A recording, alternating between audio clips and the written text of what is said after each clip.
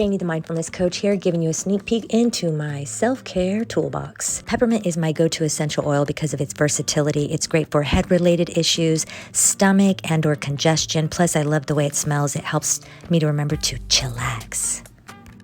A lot of the tools I have in here are for self-massage. Now, this is great to run along the fingers, the backs of the hand, your forearms. You can roll it across your face, over your head. You can use it on acupressure points.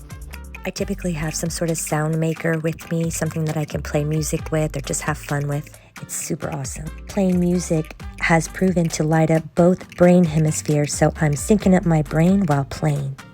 All of these tools help de-stress you, bring you into the present moment, connect you to your body, and put your nervous system in rest and digest. These inexpensive head scratchers are great for stimulating circulation in the scalp. I can't even say enough about this little $5 gadget here. I love that it's bendy, and I can rub it along my neck, my traps, all over my arms. I rub it over my entire body at least a few times a day to help clear out my lymphatic system and give extra love to my psoas muscle. This gives me a boost of energy. These things adjust. We tend to build a lot of pressure and tension around in the neck area and the base of the skull. So this is good when you really want to get into those main pressure points.